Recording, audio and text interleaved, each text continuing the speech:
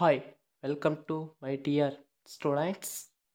SVY Karnataka updates ಚಾನಲ್ಗೂ ಸ್ವಾಗತ ಮತ್ತು ವಿದ್ಯಾರ್ಥಿನಿಯರಿಗೂ ಸ್ವಾಗತ. ಸೆಕೆಂಡ್ PUC 2025 ವಿದ್ಯಾರ್ಥಿಗಳಿಗೆ ಏನು ಟೆನ್ಷನ್ ಪಡೆಯಬೇಡಿ.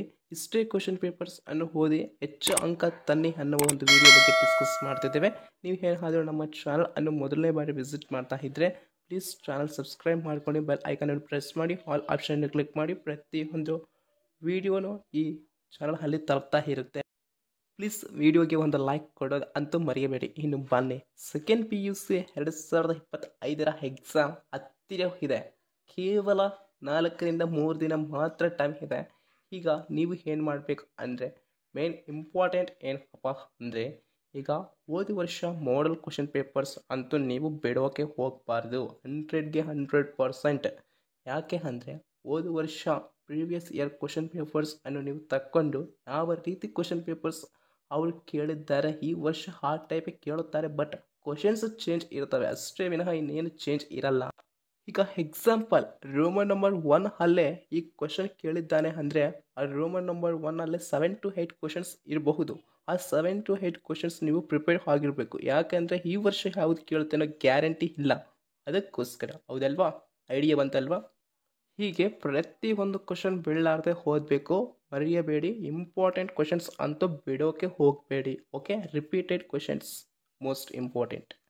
ಇನ್ನು ನಂತರ ನೀವು ಓದಿದ ನಂತರ ಏನು ಮಾಡ್ತೀರಾ ಅಂದರೆ, ಪ್ರತಿಯೊಬ್ಬ ವಿದ್ಯಾರ್ಥಿನಿಯರು ಮತ್ತೆ ಅಳ್ತೀರಾ ಇದು ಮಾಡಿ. ಏನು ಅಂದರೆ, ಈಗ ನೀವು ಓದಿದ ನಂತರ ನೆಕ್ಸ್ಟ್ ಏನು ಮಾಡಬೇಕು ಅಂದರೆ, ಬುಕ್ ಅನ್ನು ಕ್ಲೋಸ್ ಮಾಡಬೇಕು. ನೋಟ್ಬುಕ್ ಅನ್ನು ರಫ್ ಬುಕ್ ತೊಗೋಬೇಕು, ಒಂದು ಪೆನ್ ತೊಗೋಬೇಕು, ಮತ್ತು ಒಂದು ನಿಶಬ್ದವಾಗಿ ಇರುವ ಒಂದು ಪ್ಲೇಸ್ ಅಲ್ಲಿ ಕುಂತ್ಕೊಂಡು ನಿಮಗೆ ಮೈಂಡ್ ಅಲ್ಲಿ ಏನಿದೆ, ಈಗ ನಾನು ಇದನ್ನು ಓದಿದ್ದೇನೆ ಬಟ್ ನನ್ನ ಮೈಂಡಲ್ಲಿ ಇದು ಇದೆಯಾ ಇಲ್ವಾ ಅನ್ನೋದು ಟೆಸ್ಟ್ ಅಂದರೆ ಪ್ರೂವ್ ಮಾಡ್ಕೊಳ್ಳೋದಕ್ಕೆ ನೀವು ಆ ಪೆನ್ ಮತ್ತು ಬುಕ್ ತಗೊಂಡು ಹೋಗಿ ಸೈಲೆಂಟ್ ಇರುವ ಒಂದು ಜಾಗದಲ್ಲಿ ಕೂತು ಅಲ್ಲಿ ಬರೆಯೋಕೆ ಶುರು ಮಾಡಬೇಕು. ಏಕೆ ಅಂದರೆ, ನೀವು ಅಳಬಾರ್ದು ಅಂದರೆ ಹೀಗೆ ಟ್ರೈ ಮಾಡಲೇಬೇಕು.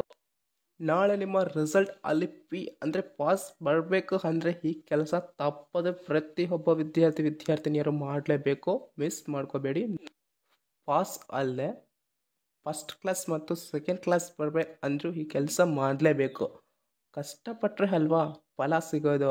ಸುಮ್ಮನೆ ಫಲ ಸಿಗಬೇಕಂದ್ರೆ ಸಿಗುತ್ತಾ? ಇಲ್ಲ ಅಲ್ವಾ? ಅದಕ್ಕೋಸ್ಕರ ಟ್ರೈ ವಿತ್ ಮೋರ್ ದ್ಯಾನ್. ಇನ್ನು ನಿಮ್ಮ ಟೈಮ್ ಅತಿ ಕಡಿಮೆ ಇದೆ. ಕೇವಲ 3ರಿಂದ 4 ದಿನ ಮಾತ್ರ. ಅದಕ್ಕೋಸ್ಕರ ನೀವು ಏನು ಮಾಡಬೇಕು ಅಂದರೆ, ಪ್ರತಿಯೊಬ್ಬರು ಟೈಮ್ ಮ್ಯಾನೇಜ್ಮೆಂಟ್. ಈಗ 1 ಅವರಲ್ಲಿ 59 ಮಿನಿಟ್ಸ್ ಇರುತ್ತೆ ಹೌದಲ್ವಾ? ಆಗ ಆ 59 ಮಿನಿಟ್ಸ್ ಅಲ್ಲಿ ಅಪ್ ಟು 55 ಮಿನಿಟ್ಸ್ ನೀವು ಓದಬೇಕು. ಇನ್ನು 4 ಮಿನಿಟ್ಸ್ ಮಾತ್ರ ಬ್ರೇಕ್ ತಗೋಬೇಕು, ಮತ್ತೆ ಬಂದು ಓದಲಿಕ್ಕೆ ಕೂತ್ಕೋಬೇಕು. ಆಮೇಲೆ ಓದೋಣ ಅಂತ ಟ್ರಾನ್ಸ್ಫರ್ ಮಾಡಿಕೊಂಡ್ರೆ ಇನ್ನು ನಿಮ್ಮ ರಿಸಲ್ಟ್ ಆ ದೇವರೇ ಬಲ್ಲ. ಇನ್ನು ಈ ವರ್ಷ ನಿಮ್ಮ ಒಂದು ಕ್ವಶನ್ ಪೇಪರ್ 60% ಟಫ್ ಇರುತ್ತೆ, ಇನ್ನು 40% ಈಸಿ ಇರುತ್ತೆ. ಎಲ್ಲರಿಗೂ ಸೆಕೆಂಡ್ PU ಎಕ್ಸಾಮ್ ಬರೆಯುತ್ತಿರುವ ಪ್ರತಿಯೊಬ್ಬ ವಿದ್ಯಾರ್ಥಿನಿಯರಿಗೂ all the best. Time waste ಮಾಡೋಕ್ಕೆ ಹೋಗಬೇಡ್ರಿ. ಇನ್ನು ನಿಮ್ಮ ತಂದೆ ತಾಯಿಯರನ್ನು ಖುಷಿಪಡಿಸೋಕೆ ಒಳ್ಳೆಯ ರಿಸಲ್ಟ್ ತನ್ನಿ. ಸಪೋರ್ಟ್, ಲೈಕ್ ನಿಮ್ಮ ಫ್ರೆಂಡ್ಸ್ಗೂ ಶೇರ್ ಮಾಡಿ, ತುಂಬ ಹೆಲ್ಪ್ ಆಗುತ್ತೆ. Thank you.